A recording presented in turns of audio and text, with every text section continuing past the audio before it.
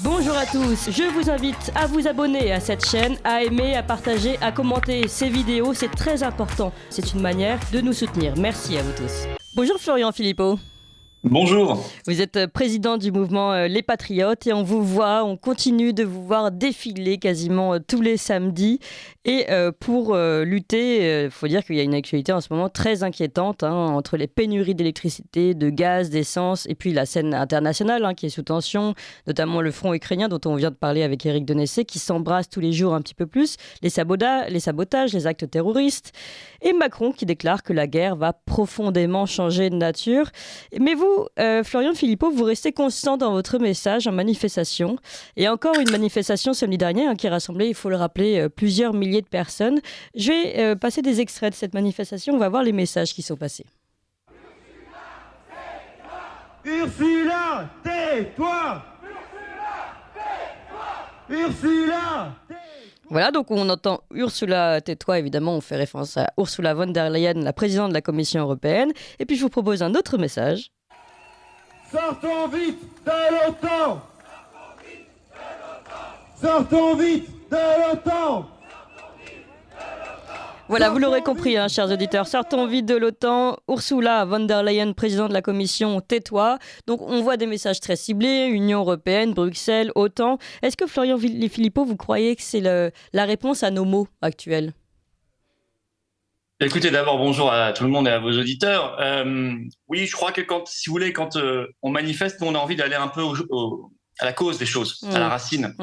Parce que, vous voyez, par exemple, la semaine prochaine, j'ai entendu les Insoumis qui faisaient une manif contre la vie chère. Alors, je suis aussi contre la vie chère. Je pense vous aussi, tout le monde est contre la vie chère. Contre la vie chère, oui. Et on manifeste là, si vous voulez, contre des conséquences. Bon, c'est intéressant. Mais je crois que c'est beaucoup plus intéressant quand on est en tout cas conséquent de manière politique, quand on essaie vraiment de régler les problèmes, d'aller aux causes, d'aller à la racine des choses pour essayer de les changer. Et effectivement, aussi bien du point de vue de nos libertés bafouées depuis maintenant le Covid, enfin ça date d'avant, mais il y a une accélération, on le sent bien depuis le Covid, avec ce qui se passe maintenant du point de vue énergétique, du point de vue de la guerre, du point de vue du front, on sent bien que l'appartenance de la France à toutes ces structures supranationales, que ce soit l'Union européenne et l'OTAN bien évidemment, c'est une catastrophe. Voilà, c'est vraiment une catastrophe et on n'aura pas de solution tant qu'on sera dans ces structures supranationales qui sont en fait complètement à la botte des États-Unis. Est-ce qu'on est en train, pour ceux qui ne l'avaient pas encore compris, totalement de se rendre compte. Oui, donc vous considérez qu'il faut sortir de l'OTAN, de l'Union européenne, et vous pensez que sur les sujets très concrets, pénurie d'électricité, de gaz, d'essence, il y a un lien direct avec ce qui se passe sur la scène internationale ? C'est évident, si vous voulez. Regardez, les pénuries d'énergie, je prends le gaz, l'électricité, l'essence, c'est encore autre chose. Oui, c'est encore une autre question. Quoique les pénuries, finalement, ça diffère dans notre pays. C'est quand même un curieux hasard du calendrier. En tout cas, l'électricité et le gaz, c'est lié à quoi ? C'est lié à deux grandes choses. Un, conjoncturellement, c'est les sanctions qu'on a prises dans le cadre de la guerre d'Ukraine, qui sont une bêtise.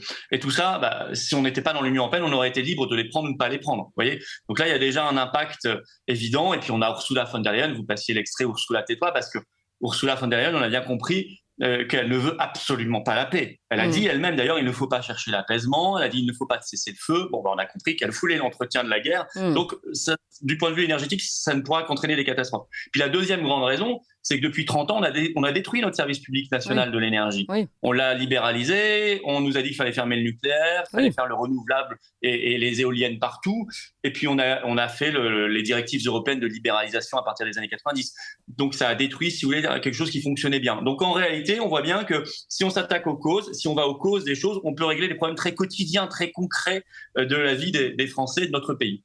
Concrètement, est-ce qu'aujourd'hui, vous craignez encore qu'on aille plus loin, dans le contrôle citoyen, et dans ces tensions internationales, notamment sur la scène ukrainienne ? Totalement. Je suis très, très inquiet de cela. Du point de vue de la guerre, je crois qu'il y a vraiment un clan qui veut la Troisième Guerre mondiale. Il faut parler très clairement. Un clan américain qui est dans l'entourage de Biden. Enfin, Biden n'est qu'une marionnette qui ne ressemble plus à grand-chose d'ailleurs aujourd'hui. Enfin, c'est affligeant d'ailleurs. C'est même assez pathétique pour cette personne-là de continuer à la montrer devant les caméras de télévision alors qu'elle n'est manifestement plus en état de diriger son pays. Mais il y a un clan autour, un clan guerrier qui doit résoudre une crise de la dette, une crise financière, qui doit vendre des armes, qui doit vendre du gaz, 4 fois le prix d'ailleurs. C'est même Bruno Le Maire qui l'a dit hier. Ils nous vendent le gaz 4 fois le prix, les Américains. Et puis ce clan déborde évidemment sur l'Union européenne, sur des gens complètement fous qui ne subiront pas personnellement la guerre. C'est pas eux qui vont aller au front, ni leurs enfants. Mais la guerre, c'est toujours une monstruosité. Et c'est toujours le peuple qui la subit. Et or, on est dans un engrenage. Quand on sabote Nord Stream, quand on tue Daria Dugin, et même les Américains disent maintenant que ce sont les Ukrainiens qui ont fait le coup. Quand on fait sauter le pont de Crimée, on met de l'huile sur le feu en permanence. Quand Zelensky dit non, je veux pas m'asseoir à la table des négociations avec Poutine, on ne règle pas le problème. Quand depuis des années, bien avant la guerre d'Ukraine, on a refusé d'appliquer les accords de Minsk II, qui étaient pourtant, à mon avis, un gage de paix, et que nous, on n'a pas fait pression alors qu'on était garant pour qu'il soit appliqué, on ne l'a pas joué notre rôle. Eh bien, on a créé cet engrenage de la guerre. Donc là, je suis inquiet. Et du point de vue de nos libertés, oui, bien sûr. Moi, j'ai relu le grand article du Parisien qui est sorti fin août. Vous savez, c'est pas sorti par hasard, qui nous annonçait la carte carbone. Oui. Ce que j'appelle le pass énergétique. C'est-à-dire qu'à partir du moment quand vous aurez dépensé votre quota de CO2, vos achats seront bloqués. Vous n'aurez plus le droit à tel morceau de viande ou tel voyage en avion ou à prendre votre véhicule ou je ne sais quoi.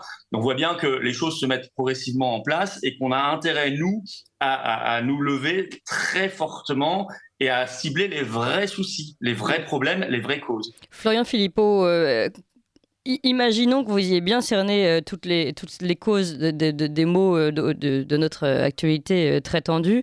Est-ce que vous pensez vraiment que manifester, même si vous êtes nombreux, et vous voyez bien en plus que le relais médiatique n'est pas toujours présent, est-ce que manifester est suffisant? Est-ce qu'il n'y a pas autre chose à faire? C'est évidemment insuffisant. Je sais très bien qu'on va pas faire la révolution par une manifestation, ou alors on sera quelques millions de plus pour le faire. Mais pour le moment, non. Je veux dire, on fait ce qu'on peut. On fait ce qu'on peut avec les moyens qu'on a. Mais je crois que c'est pas du tout inutile.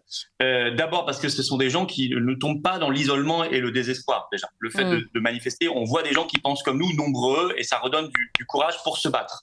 Ensuite, ça ouvre les yeux quand même, ça circule. Vous voyez la vidéo que vous avez passée, la sortons de l'OTAN, j'ai regardé ce matin. Rien que sur mon Twitter, elle est à 1 700 000 vues. Voilà. Et parce qu'elle circule en France et elle circule dans le monde. Ça ouvre des yeux. Ça donne peut-être envie à des gens de se battre en disant on n'est pas tout seul. Et puis on ne fait pas que ça, je vous rassure. On ne fait évidemment pas que cela. Nous avons des actions sur le terrain en permanence. Moi, je fais un tour de France. Je suis à Toulouse jeudi. J'étais en Savoie jeudi dernier, etc. J'étais en Normandie encore avant. Mais je vais continuer. J'ai déjà tous les mois prochains qui sont pleins. Donc on va faire le maximum. Je sors des livres, on fait des conférences, on fait vraiment ce qu'on peut. Voilà. Et en plus, on invite tout le monde. On avait invité Gilbert Collard, on avait invité Myriam Palomba, Maître Divisio, Philippe Erlin, l'économiste. Marc Doyer, je crois également. Voilà, exactement. On fait vraiment le maximum de ce qu'on peut. Et je crois que ça contribue à ouvrir des yeux. Après, c'est aussi aux autres de se bouger. Moi, je serais favorable à ce qu'il y ait une grève générale dans notre pays. J'y serais très favorable. Mais vous croyez que les syndicats sont capables aujourd'hui de se bouger pour qu'on obtienne cela? Alors, revenons... Restons sur ce sujet. Oui, allez-y. Oui, je pense que les syndicats sont pas assez libres. Je pense qu'ils sont un peu vendus, vous voyez, vendus au gouvernement, à l'Union européenne. Et résultat, ils ne bougent pas assez. Or, on aurait besoin de tous bouger. Alors, vous parlez de grève générale. Vous me tendez une perche sur ce qui se passe en ce moment, notamment avec l'essence, les carburants bloqués par Total et ExxonMobil. Est-ce que vous considérez que c'est normal que Total, ExxonMobil et ses salariés bloquent les raffineries, mais du coup bloquent les citoyens qui ne peuvent plus circuler aujourd'hui, avec parfois des situations très compliquées, notamment dans la ruralité? Oui, alors je vais vous dire, oui, c'est compliqué, j'en suis bien conscient. Maintenant, Total a fait 10 milliards 600 millions de bénéfices en 6 mois. Donc le problème pourrait être résolu assez facilement. Quand on fait des bénéfices aussi exorbitants, qui montent de manière aussi vertigineuse, on répartit un peu. Enfin, je veux dire, c'est quand même pas illégitime de demander un peu de partage. C'est le fameux ruissellement. Bah oui, je veux dire, quand on a une boîte qui gagne autant, enfin là c'est presque indécent, il faut partager évidemment avec ceux qui contribuent au boulot de cette entreprise, c'est-à-dire les salariés. Donc ça me choque pas du tout. Mais je veux dire, il y aurait une chose qui aurait réglé le problème, qui éviterait ces tensions, ces grèves, etc. Ce serait de rétablir l'indexation des salaires sur l'inflation. On a supprimé en 1982, toujours sous le coup de l'austérité européenne, je le signale déjà à l'époque, pour préparer le système monétaire européen, etc. On a supprimé l'échelle mobile des salaires, c'est-à-dire l'indexation automatique des salaires sur l'inflation, ce qui existe normalement encore à peu près pour les retraites, mais plus pour les salaires. Eh bien, il faut le rétablir. Et à partir de là, les gens se diront, il y a un peu de justice, pas besoin de se mettre en grève, pas besoin de bloquer, etc.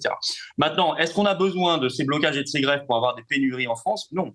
On voit bien que le gouvernement se débrouille tout seul comme un grand. Il nous crée des pénuries d'essence, de gaz, alimentaire, de produits quelconques et autres. Donc on voit bien que nous sommes rentrés dans un monde de pénurie et qu'en fait c'est une pénurie supplémentaire. Alors là on nous dit il n'y a plus d'essence, donc passez à la voiture électrique. Oui, mais voiture électrique, on nous dit il n'y a plus d'électricité. Ah oui. Parce qu'on a fermé les centrales nucléaires, on les a pas entretenues et parce qu'on s'est brouillé bêtement avec la Russie pour obéir aux États-Unis. Donc vous voyez, en réalité, il faut sortir de cette manière de faire les choses. C'est-à-dire que nous sommes entrés dans un monde et une France de pénurie. La question de la grève de Total est totalement conjoncturelle là-dedans. C'est beaucoup plus problématique et profond que cela. Nous devons en sortir. Alors Florent Philippot, on sent de plus en plus de mécontentement populaire et malgré tout, les dernières élections ont encore donné un Emmanuel Macron, alors je ne parle pas des législatives, mais un Emmanuel Macron gagnant pour ce second mandat. Donc malgré tout, il reste une majorité de Français votants, je précise, qui votent pour Emmanuel Macron. Comment vous l'expliquez cette dichotomie ? D'abord, quand on incarne un choix aussi radicalement différent que le mien, on ne peut pas se présenter à la présidentielle parce qu'on n'a pas les signatures. C'est vérifiable sur moi-même et d'autres personnalités. Aujourd'hui, ça n'est pas possible. Voilà, ça n'est pas possible parce qu'il y a une barrière oligarchique. Ces signatures. C'est la barrière sur la sortie de l'Union européenne ? Sur la sortie Oui, mais même, je veux dire, moi, j'avais un choix très clair. Soit j'arrêtais mes manifs tous les samedis contre le pass sanitaire, le pass vaccinal qui avait cours à l'époque, pour la liberté, pour la réintégration des suspendus, etc. Et je me donnais une chance de me faire bien voir des maires parce que beaucoup ne voulaient pas signer pour cela, parce qu'ils étaient sous pression de leur communauté d'agglo, de leur département, de leur région, de leur préfet, etc. Mais à ce moment-là, j'aurais trahi la cause. Et j'aurais trahi les manifestants. Soit je continuais ce que j'ai fait, mais je savais que ça devenait extraordinairement compliqué, et ça a été compliqué. Donc en réalité, il y a déjà un problème d'offre, il n'y a pas de vrai choix donné aux Français. Oui, mais ça donne un vrai problème de véritable démocratie, de souffle démocratique. C'est dramatique comme problème. Deux, effectivement, l'offre en face de Macron, moi je suis désolé, les députés là, ils sont rentrés, ils parlaient de vacances le 3 octobre, on n'est même pas au courant. On les a pas vus. Qu'est-ce qu'ils font ? Mais je veux dire, au bout d'un moment, je pose la question. Que font les députés et sénateurs d'opposition ? Qu'est-ce qu'ils font ? Ils ont déposé des motions de censure. Ils nous ont dit, on est certain de renverser le gouvernement s'il nous met un 49.3 pour le budget, ce qu'il va faire, ou pour les retraites, ou pour l'assurance chômage. Est-ce qu'ils nous ont dit qu'ils allaient commencer la procédure de destitution, article 68 ? Au moins quelques députés auraient pu commencer à lever la voix sur ce sujet-là. Voilà, commencer le boulot. Est-ce qu'ils nous ont dit, on va essayer de travailler sur le secret défense, sur les conseils de défense sanitaire et énergétique ? Est-ce qu'ils nous ont dit qu'ils allaient réintégrer les personnels suspendus, déposer des propositions de loi, etc. Non, rien. C'est silence total. Alors heureusement qu'on est là, mais nous on n'a pas, malheureusement, on n'a pas cette capacité de faire les lois. C'est pour ça que ce serait pas mal d'ailleurs que se crée dans notre pays un référendum d'initiative citoyenne, comme ça on aurait la capacité concrète de faire les lois. Oui, c'est ce que j'allais dire. Finalement, aujourd'hui, on est un peu dans le serpent qui se mord la queue. Vous pouvez manifester autant que vous voulez, représenter peut-être de plus en plus de monde en France. Malgré tout, si vous n'êtes pas représenté ni à l'Assemblée ni à la présidentielle, votre message ne passe pas, et en plus il est également bloqué par les médias, on le sait, on en a déjà parlé ensemble. Alors, ça passe pas, c'est pas certain. Je pense qu'on a évité beaucoup de catastrophes sur le Covid, honnêtement. Je pense que la France n'a pas connu la vaccination obligatoire. Ils n'ont pas pu rétablir le pass vaccinal le 1er août comme c'était prévu. On a, si vous voulez, et il faut jamais minimiser quand même l'importance de faire prendre conscience aux gens des relais qu'on a. Vous voyez, s'il y a des gens, des personnalités qui viennent aux manifs, c'est qu'ils sentent aussi qu'il y a des choses à y dire, qu'ils sont entendus. Donc je pense que c'est pas si négligeable que ça du tout. Après, l'avenir, on verra. Peut-être que ce sera possible de se présenter à la prochaine présidentielle parce qu'il y aura une prise de conscience, parce que les choses auront bougé. Je le souhaite. J'espère qu'on n'aura pas à attendre 2027 d'ailleurs pour cela. Vous voyez, moi je suis dans le combat permanent. Le problème médiatique, il est réel. Alors ce qui est très amusant, c'est que nous avons des médias du monde entier qui viennent couvrir les manifestations. C'est impressionnant. On avait des Allemands la dernière fois, des Chinois, alors on avait des Russes bien sûr. On avait aussi des gens qui étaient des Américains. On avait des gens de différents pays. Il n'y a qu'une seule nationalité de journaliste qui ne vient pas aux manifs, ce sont les Français. C'est quand même extraordinaire. Notamment LCI, on peut dire qu'ils sont les rois du pétrole sur cette question. Eux, ils avaient même dit qu'il n'y avait pas de manifestation. Ils sont déniés 2 fois par 2 fois. Ouais. C'était une invention de la télé russe. C'est pour ça que la télé russe vient pour constater que c'est pas une invention. Mais par ailleurs, oui, ils ont provoqué la télé russe finalement. Exactement. Aucun autre média ne vient non plus.